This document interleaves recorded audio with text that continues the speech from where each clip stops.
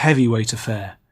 Kasparov would face Anand in an intriguing preview of their forthcoming World Championship match, and Kramnik faced Ivanchuk. Their two 25-minute games did not set the board on fire. The first was drawn in 20 moves or so, while the second was a blocked affair with neither side willing to risk opening up the position. Going into the blitz, Kramnik was clearly confident. I think his practical style gives him the edge over Ivanchuk's perfectionism in the high-speed shootout where instinct counts for so much. We're into the shootout. Ivanchuk has chosen to play with the black pieces. That means he has 4 minutes against Kramnik's 5, but if it's a draw, then Ivanchuk goes through. So, who do you favour here, Maurice? Well, black is tended to be favored in the previous events, but now that they made the rule change and gave it to 5-4, the numbers have evened out a bit. It's much more of a fight, and I think Kramnik's just going to have to use his time advantage to good effect. So I can't really say who's favored here. They broke even in their two previous ones in New York and in London. So this is just going to be a heck of a fight, and they're whipping off the moves from the previous game that they just played. I mean, one thing is, you can see it there just from the speed that Kramnik moves.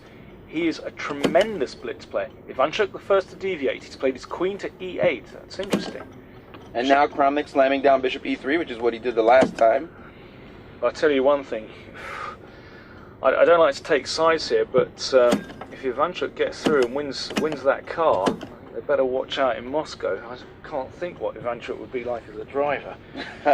Okay. Well, he's trying to get in the driver's seat right now. On g3 is a threat to chase his knight out the way, and he has moved the knight back, and now he has some dynamic options. He's getting ready maybe to punch with f4 in the position, play f4 and open up lines. Matter of fact, f4 would just win the white bishop on e3, so Kramnik's going to have to do something, and he's captured and played bishop to e2, attacking the knight retreats, and f4 is still a possibility, sacrificing a pawn. So I think Ivanchuk has come out of the opening very well. He's got these two pawns there, and Kramnik forced to advance his pawn in front of his king. Now that is very weakening. Now the question is, can Ivanchuk take advantage of that? Somehow, you see, he had to block the two black pawns in the centre. He's fortunate that he's not under attack right away. Yeah, but in doing so, he's created tremendous weaknesses with that pawn move to f4. So Ivanchuk has got to be happy with this, and it's Kramnik who's just taking his time now. Now he's played knight f3, just attacking the e-pawn. Not really, though. It's well protected, and now an exchange has occurred. Takes, and bishop takes. Knight h5, good move. Back to h5, and I think that this is not what Kramnik wanted. He's gotten to a position where now his bishop can be captured. Knight can take the f4 piece, and that's a great piece. And once that piece goes, black's bishop on g7 is going to dominate the dark squares. So Kramnik looking to evacuate his king to the queen side, just get it out of trouble, but the bishop on g7 looking very powerful now. You can see Ivanchuk just twiddling his hair there. You can see him shake. He is really nervous. But that hasn't adjusted to the speed, though, because look how long he took on the last move. He's 2 minutes and 41 seconds. He used about 35 seconds, maybe 40 seconds on the last move. You can't keep doing that if you expect to win in this competition. And Kramnik playing rook to g1, an interesting move, so that if the knight takes the bishop, then the line of the rook is opened up towards black's king. So Kramnik fighting here. The possibilities have increased tremendously. Now something like knight e4, the knight on c5 can land on e4. That's an interesting possibility. He also can simply take the bishop. Now he has played knight e4, now applying pressure to the position. Boy, Ivanchuk with a big position, centralized, the knight is exchanged, pawn takes, and now that knight on f3 is under attack. It's going to have to move somewhere. I think Ivanchuk is certainly got to be happy with this position. Knight to d4, Kramnik fighting, that knight coming to a good central post. It might be able to slam into e6. He's also opened up the line of the bishop towards the knight at the side of the board. The bishop on e2 can take the knight on h5. So Kramnik fighting, this game far from over, and Ivanchuk with a significant time disadvantage. He has less than 2 minutes now, and Kramnik has over 3 minutes. And look at this position, and he has captured knight takes, and the h-pawn is hanging. Black could simply play bishop takes h3 and nibble on a pawn. I'm not sure he wants to do that, But look at the time. It's such a big advantage right now that even if Ivanchuk were winning, he might end up losing this game just on time alone. And now he's played queen to e7. Oh, that's a good move. He's preparing to put it on f6 and just to form a battery against the knight on d4 and the pawn on b2. And now what? Check. Queen h4 check. Now king up to d2. But then he's just... Well, this is very unclear. Kramnik with a strong attack down the g-file. This is tremendously unclear. And he has captured the pawn, and he's now up a pawn and threatening the knight on d4. He's threatening to capture the knight on d4. And more importantly, he can exchange queens. Now, once Ivanchuk exchanges queens, then his king will be much safer. Well, actually, he's not threatening to capture the knight just yet because of the pin on the g-file. But, as you said, exchanging queens, maybe moving his king over to h8, and then the bishop will operate with pincer-like effect. So black is now up a pawn, he's threatening to exchange queens, and maybe he'll win even another pawn. So Ivanchuk with a good position, but his time situation, he has about a minute and a half left. His time, he's desperately short, but he's now 2 pawns up. Ooh, whipping off another pawn as if it belonged to him from the beginning of the game.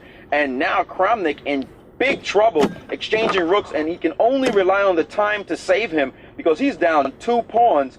2 pawns, maybe a little bit of play, maybe something like knight b5, but I don't think that's going to really do anything. He's going to have to go for it and maybe play bishop g4, but he has played knight b5, rook f7, and c5. c5 trying to break open the position. That's great. Now the bishop can move up to c4 if the pawn is taken.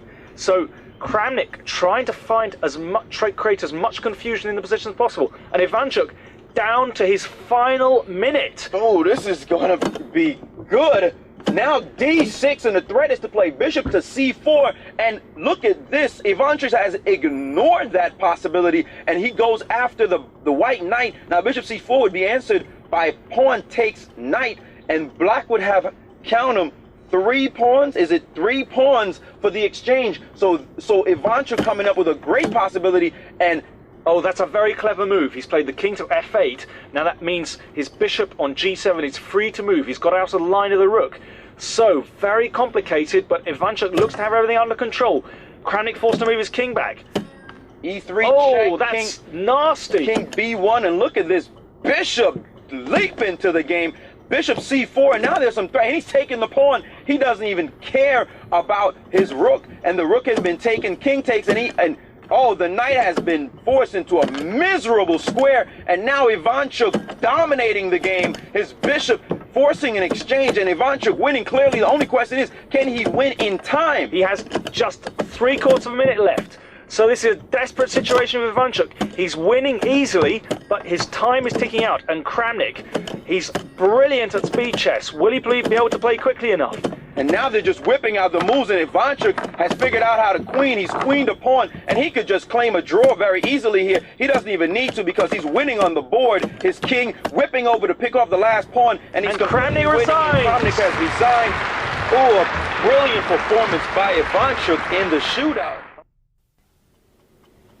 Kasparov and Anand's first game was short but sweet.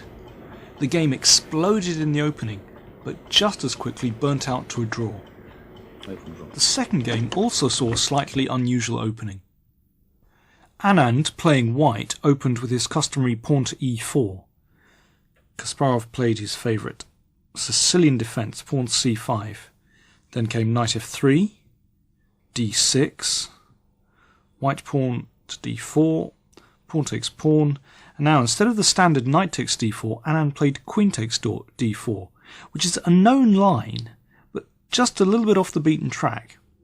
The idea is that when black plays the knight out to c6, the queen doesn't have to retreat. White pins with bishop to b5. Kasparov didn't want to allow that and played instead bishop to d7, just preparing to play knight c6, and then the knight won't be pinned. Anand played his pawn to c4. Now we have a so-called Marozzi bind type position, that the pawns on e4 and c4 give white a great clamp in the centre.